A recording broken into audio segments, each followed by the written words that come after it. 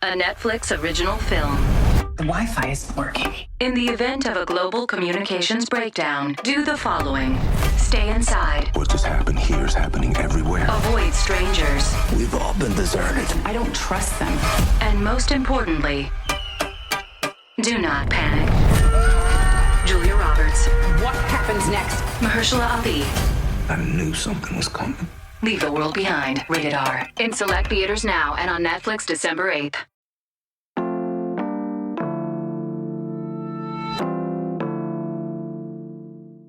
Today on CityCast Pittsburgh, downtown has problems, but not everyone seems to agree on exactly what they are.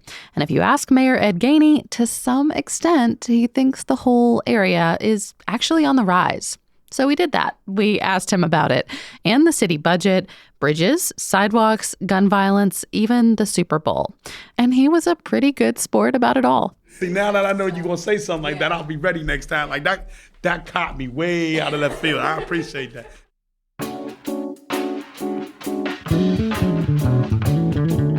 It's Thursday, December 7th. I'm Megan Harris, and here's what Pittsburgh is talking about.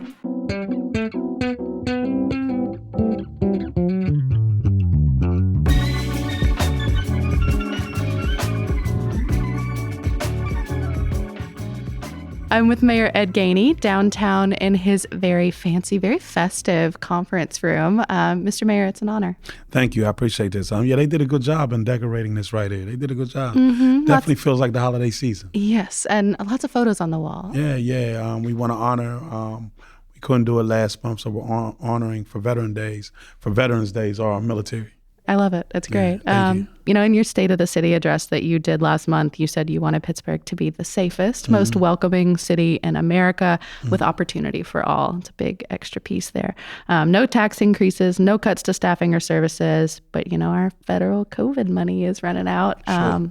Are you worried about balancing our books at all? No, and the reason why I'm not worried is because we knew that coming in. And so we started to prepare. So I always say if you get prepared, you ain't got to worry about it when the time is right. You're ready.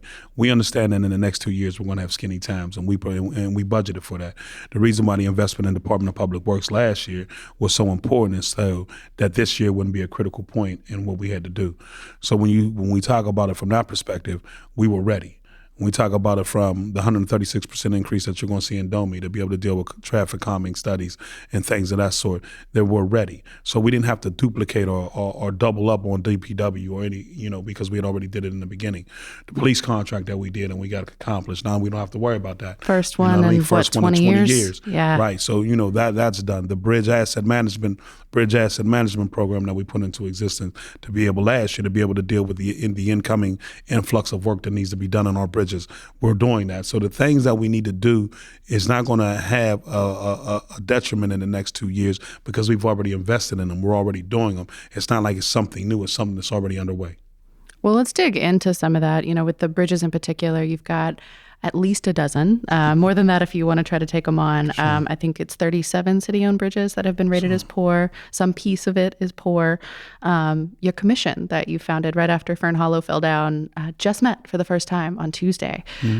What's it like? What's the next step? What came out of that? Yeah, one, I want to congratulate public safety. I want to congratulate PennDOT, even the President Biden, for coming the day that the Fern Hollow Bridge You collapsed. Couldn't have written that into an episode of The West Wing. Yeah, that's good. Yeah, the president coming here, his ability to be able to pivot because he was going over to Hazelwood was positive. They got to see it. I think the commission that we talked about, the fact that we had a report talking about what we were going to do with the bridges, the allocation in the budget that you see right now to be able to address some of the flaws that's in our bridges. But the bridges are so expensive. Yeah, and you got $86 million plus some federal money. Yeah. Is that enough? Well, it's never enough, but it's a beginning, right? I mean, we went decades without a bridge management program. I mean, think about that. We the city of bridges, and we don't have a bridge asset management program. So I can't be upset about what we didn't have because we were not here yet. What I can do is begin to plan and talk about how do we look at this crisis and turn it into an opportunity so we have a promise of a better tomorrow. And how do we get there? You do them one at a time, and you do them, and then you have to go out and get more money and find more money. But where we're at right now, the Fern Hollow Bridge, the Anderson Bridge, the rest of the ones that we begin to invest in, we're going to invest in the ones that need to be invested in right now in order to ensure that we're developing a city where our bridges are safe so that we can reach both sides of our city. People can get to school, people can get to medical, people can get to work. Whatever we need to do to improve the bridges to make this a safe city where people are mobile, we will do. What does that feel like for you now in the mayor's seat, though? Because, I mean, you've had your hands in development your entire career in the state representative's office and previous mayoral administrations, but now you get to be in charge, or you have to be in charge. I don't know if it's a gift.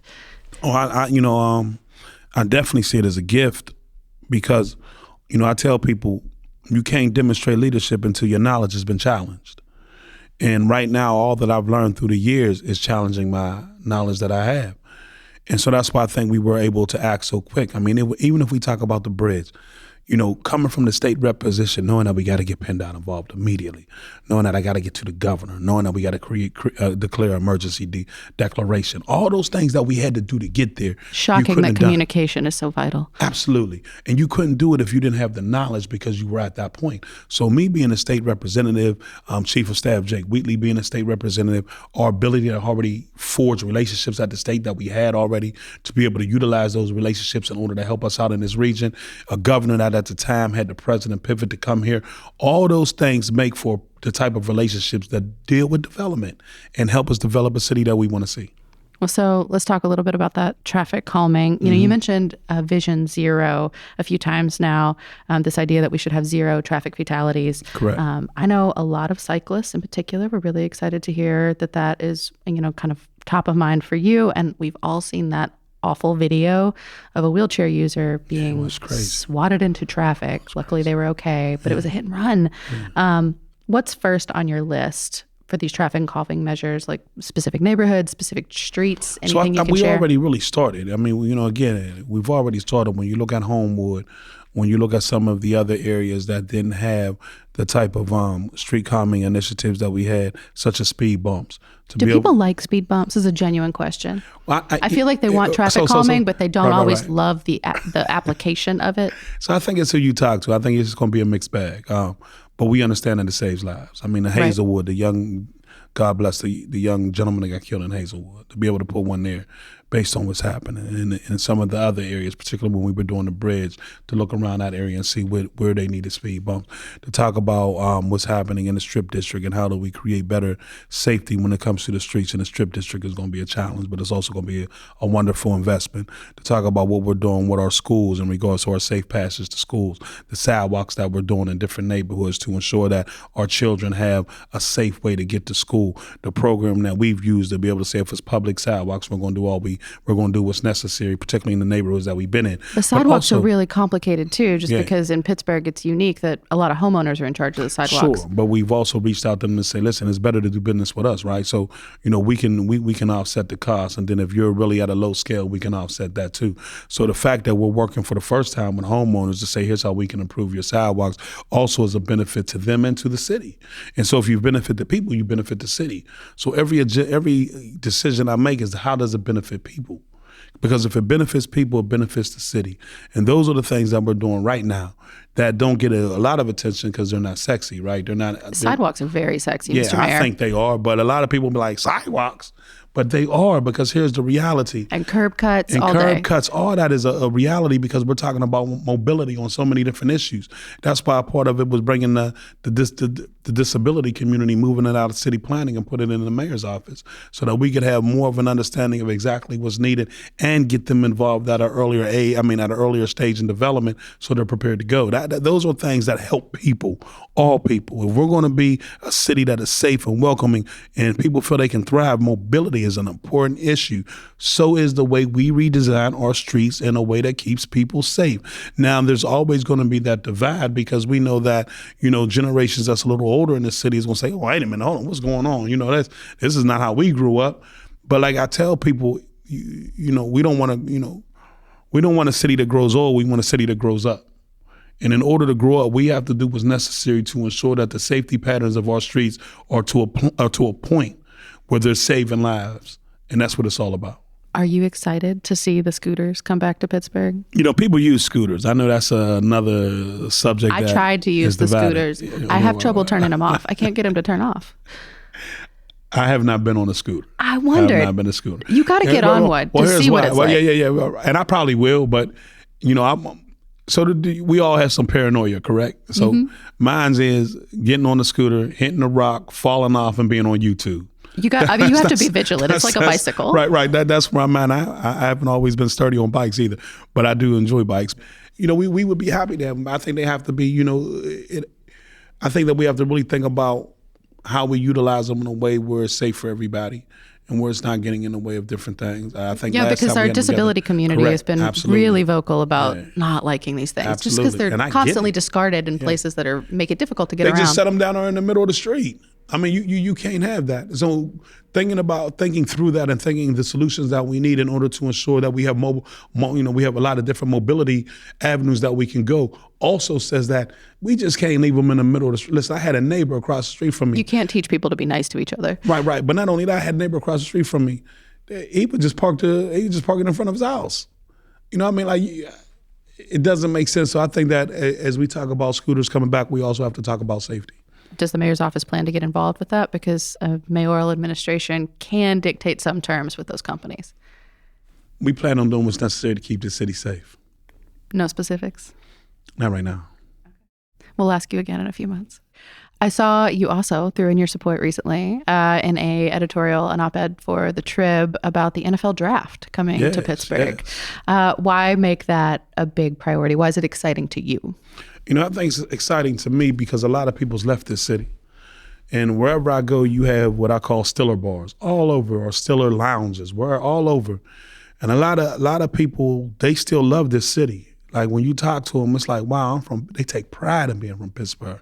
They love it. And not just being from Pittsburgh. My parents just moved up here from Tennessee, and my dad is so used to wearing his Steelers shirt and looking across the street, seeing another one and being like, go Steelers. Yeah. And here it's everyone. And he has not gotten used to it. He's so accustomed to shouting across the street, and now it's not necessary. Yeah, powerful. That's why. That right there. We want people to come back to see the new city, the new Pittsburgh. We want them to come back and experience that we're not the smoky town we used to be. We're tech, we're meds, we're eds, we're everything. We're inclusive, we're diverse, we're everything. We're culture, we're sports, we're everything. Come on home and see why you miss home so much. That's why you hear me all the time say, Pittsburgh is home. Come on back and experience the new home. Take your grandkids to the neighborhoods you grew up in. See how different it is. See why we're a city on the move. See why there's a new vibe.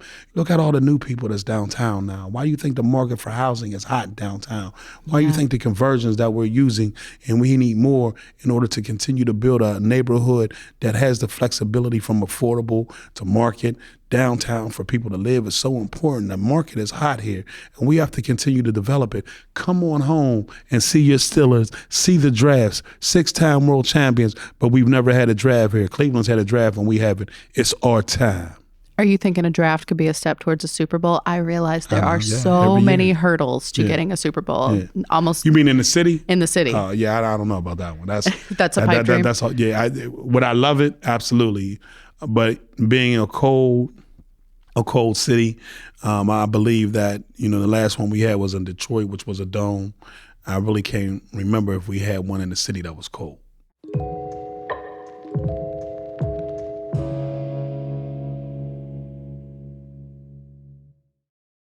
I want to know how you feel about downtown right now. I agree the market is hot, but the perception of it has really struggled in the last few months. We got a lot of messages of people just saying, look, what are you going to do about downtown? Well, I think we're doing it. I think that when I said the budget was mine, I don't think I know. The first year that we had a budget, it was not my budget. It was the previous administration's, and we had to play on the budget. What I promised the city is when it was my budget, we would do three things. One, that we would increase the number of the Department of Public Works workers that we had downtown to clean downtown. Two is that we would increase our police presence downtown, which we did. Third is that we will partner with different entities like the Allegheny Conference, the Pittsburgh Downtown Partnership, the Downtown Neighborhood Association. How are those programs going? Oh, they're going wonderful. They're great. They're great. I mean, What are their day-to-days like? So if we're talking about the ambassador program, we got $1.6 million back from the state, $600,000 went towards it. The ambassador program has been wonderful. It's just a handful of folks It's just walking around we need more. downtown helping People. They're helping people. They're talking to people. They're What do building they do? that type Give of like vibe. directions to the They Kaufman's give clock? directions. Well, I like the Kaufman's clock. Now, there's a whole lot of memories there. But not only do they give directions just to the people, but it's a difference when you can, first thing in the morning, I want to see a smile. I want to know that, me smiling means something. I like that. I think, greeting people, talking to them, and also compliment the clean team by the PDP, to be out there that compliments our Department of Public Works in regards to really cleaning up. I think that's phenomenal. I guess I'm just thinking about how folks are talking about downtown right now. Like, because, reality is one thing, but if people are worried about it or afraid of it, or they think that things are dirtier or worse than they used to be, does it matter what reality is? Well, I think that's a twofold question. So let's deal with the first part. Restaurant sales are up. The Arts and Cultural District's audience is back and booming. Coffee shop sales are up. People are coming downtown at night. When we talk about fear of anything, it's at night in urban settings. Well, we're getting them. I agree now, let's with talk you. about perception. The economy is good, but why don't people like it? Well, no, I don't know if people don't like it. Let me say this. I think that if you exploit people, then people see what you exploit, because that becomes the medium, that becomes the line. I've shared with everybody that there's going to be homelessness. That's just the reality. Every city is dealing with it. Coming out of a pandemic, it was here before the pandemic. And at the end of the day, when the pandemic, was in place, they came downtown. And now all of a sudden, we have that we have to deal with. And that's why we've come out with our policies around homelessness. That's why you've seen us clean up a lot of the campsites that we feel are unsafe for them, because the reality is we want them to feel safe. We want everybody to feel safe. It's a population that is a part of our city and that we're going to have to deal with. But at the end of the day, should they be in jail? The answer is no. Should we be able to create more transitional housing and things of that sort? The answer is yes. Do we have to work with the county to ensure that? Absolutely. We need a relationship there. And we've established that. I think that what you see right now is that if you're walking around there, you're going to see less than you see more. So at the end of the day, it is a perception problem. But also, again, perception is not always reality. And I think that if you ask most of the people, a lot of it is based on the fact people are not coming downtown to work anymore. You're not going to get people to come downtown or anywhere else to work. The vacancy rates are real high. Absolutely, 5 days a week. That's over. City Councilor Deb Gross suggested a new zoning use called temporary managed communities for sort of an, official homeless encampment with support staff, food, heat. That zoning change, would be step one, and a pilot program and picking a place for it to be would be step two. Do you support that? Show me. I need to see the plan.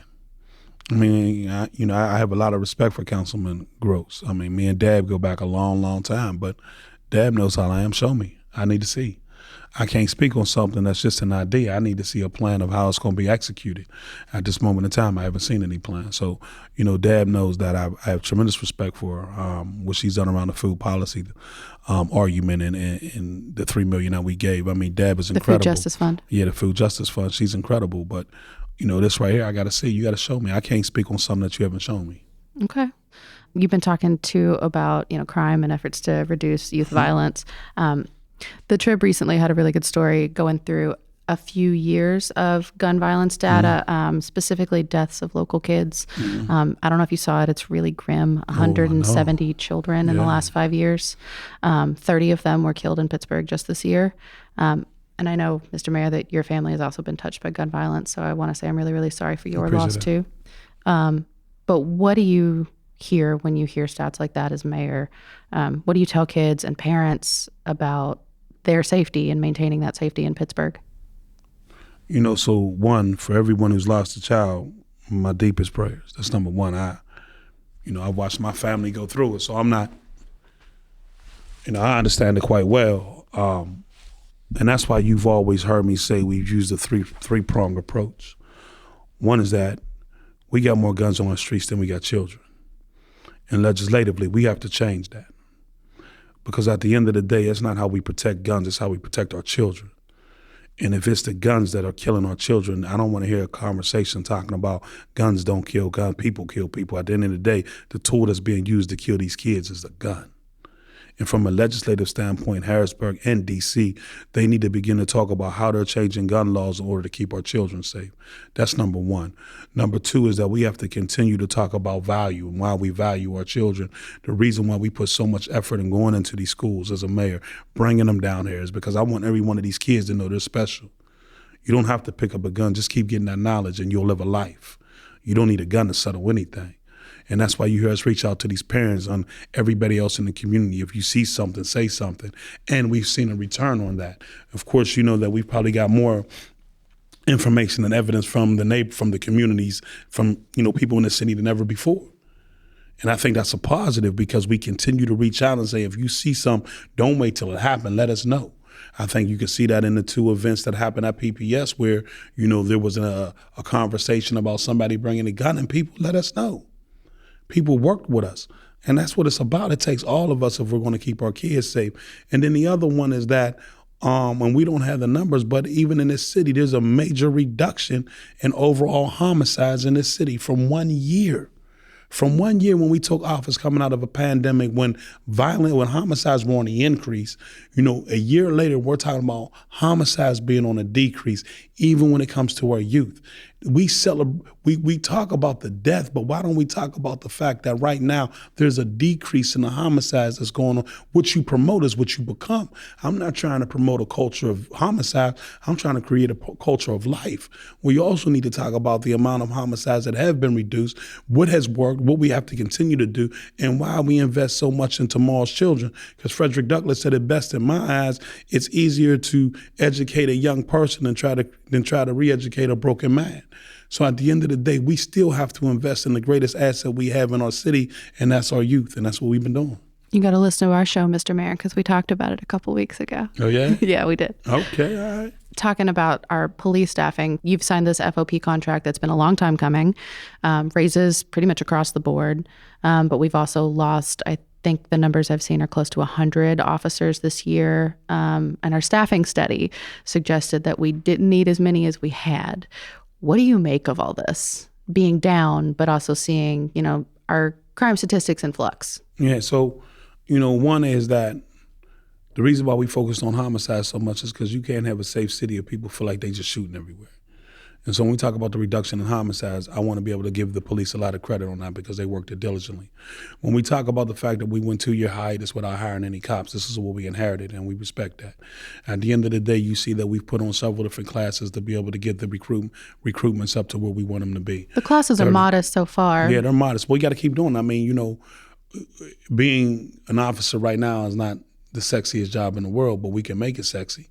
We can continue to talk about it till people want to become cops. We have to be able to do that. How do we do that? Improve police-community relations. That has to happen. The community and the police got to be seen as one, not separate.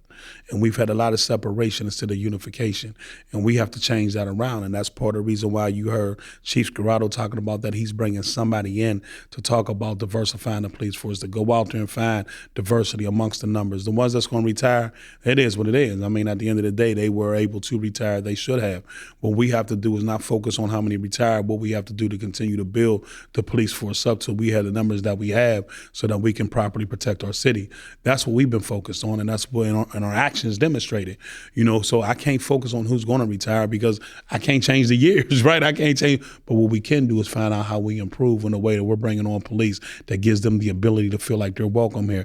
And that means increasing pay on all levels when we talk about the contract for the first time in 20 years, with a discipline matrix that says that if you do this, you can be fired. So at the end of the day, everybody feels safe, community and police. As long as we continue to create policies that where we're bringing people together and that's separating them, we will be able to protect our city, and we will get those numbers up. And I understand what the report said, but the report was just that, a report. It was a blueprint to give us an idea of what we needed to do. But I always tell people, if you don't have wisdom with data, you just blind. The report was the data that we needed in order to have the wisdom that we have to make the right decisions. We've talked to Chief Scarrato about this too, but what do you say in terms of police-community relations and talking to somebody who's maybe faced some kind of historical harm and how do you combat the ACAB narrative? Well, I mean, I don't think that you can talk about it and we should talk about it, but until we demonstrate it, what difference does it make? And so we have to continue to demonstrate good police relationships in our communities and how we're working with community leaders like a Zena Scott or like Liz Stiles. We need to continue to work with the level of leaders in the community and demonstrate that we're building strong, powerful relationships. We need to get out the cars, what you see them doing, and walking around in the neighborhoods and saying, hey, how you doing today? You know what I mean? Everybody's human, and we always have to demonstrate our humanity in order for people to believe that we can change things around. Now, does that mean we're going to change everybody around? The answer is no. But the reality is, can we change a lot of people's mind to see police officers different? And I think you've seen that this year when they were taking around turkeys, as they do every year, but we highlighted it in a way, Chief Scarrato highlighted it in a way that shows the humanity of a police officer, taking turkey dinners to the families. It's powerful. So some of this is PR. Absolutely. Are you concerned at all about the privatization of Schumann, the juvenile detention facility? I know it's a county entity, but it stands to reason that a lot of Pittsburgh kids could end up there. Yeah, I would prefer it to be public, but that's not my choice. I also understand that we have to have a facility where we can take people. See, I'm not for, people that's doing petty thefts going to Schumann Center, but let me be honest. And not just people, these are kids. Kids, okay, well, kids, but let me be honest on the other side of that. If you out here with these guns, and this is the lifestyle that you into, and we know what that can lead to, you have to go sit down for a little bit. Because at the end of the day, the other thing we're hearing, even from some of these parents, is I can't do nothing with them. I can't do anything.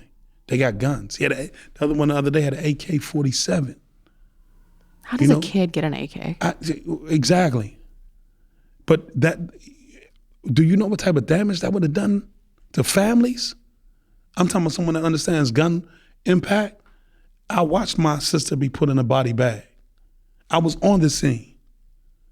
I understand that. For these kids that want to play with guns, they got to go sit down. You're not keeping our city safe. You're bringing trauma on top of trauma to our children, to our families. So when you hear me say people, yeah, they're kids, but at the end of the day, if we only see the kid, do we see mama and daddy? These are people. And if we're not doing what's necessary to ensure the safety of these kids, then we're not doing our job. 1, as parents. 2, as elected officials. 3, as corporate officials. 4, as nonprofits. And more importantly, just leaders of this region saying that our children are important and we need Schumann, but I prefer it to be public, but that's not my call, to be able to put these kids that need to sit down and get the right resources around them to see if we can get them out of this lifestyle of wanting to shoot somebody. Well, even with Schumann closed, arrest records are up for kids. Mm-hmm. Is that a good thing? Like, does that mean that you're doing a better job of approaching youth violence or more young people using the guns? Like, what's the answer there? I don't think that's an answer of what's better, right? Of course you don't want to be arresting no young kids. You don't want that. You don't want that at all. But we don't have no choice if they're carrying guns and they're using these guns in violent ways. Although, to be clear, not everybody that goes to Schumann or went to Schumann was a gun user. Right, but that's why I cleared for petty thefts. I don't think that it was on it. I'm talking about for the ones that we know are in this lifestyle. The ones that you and I just talked about, where these kids getting these guns, knowing that they're getting these guns, understanding the drug culture and the strength of the drug culture and why a lot of these kids is in there and why if you in that game, you carry guns, or the fact that you don't feel safe, so you carry guns. That's why we have to change the whole narrative. It's not a if or, it's both. We need both. We need to make sure that we getting, kids that are dealing with guns off our streets, and secondly, putting them in a situation where they're getting the right resources in order to rehabilitate them in a way where they don't feel they need a gun. But that's a process. And yeah, you're right, Schumann is not under my jurisdiction, but I'm still trying to help in every way. Mm-hmm. That's why I go to the schools. That's why I have them come down here. We can't make this city better if we're not investing in our youth. That's bottom line. Let's end on a high note, Mr. Mayor. What are your hopes for your relationship with the incoming county executive, your former fellow representative, Sarah Innamorato? Yes, Sarah Innamorato. I'm just glad I could say her last name now. You did it. It took a minute, lots of practice, right? Yeah. Right. When we were state reps, I used to say, Rep Sarah, can I talk to you for a minute? But I'm very excited. I'm extremely excited, as you can see. We worked together at Harrisburg. She brings a different perspective in regards to Health and Human Services that I think is going to be great, particularly when it comes to dealing with our kids, particularly when it comes to dealing with drug and alcohol. Dealing with Schumann. Dealing with Schumann. I mean, the whole nine. I think that, her perspective is going to be well received. I'm looking forward to working with her. Mayor Gainey, thank you so much. I appreciate it. Thank you. We're going to do it again? I hope so. You going to let us? Absolutely. No, I just want to say thank you. I think this was great. There's so many other issues we could have talked about as well. But I want to say thank you and happy holidays. I appreciate that. Happy holidays, Mayor. Happy holidays, audience.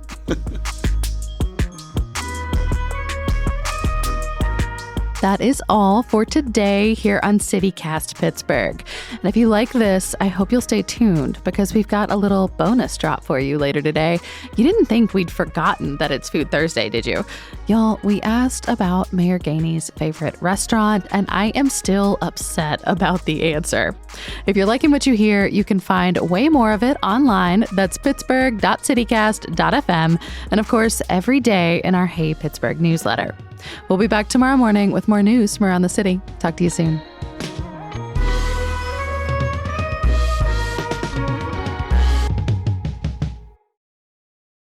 I'm picturing your staff also on the scooters, just like flanking you on all sides. That'd be funny. A real offensive line.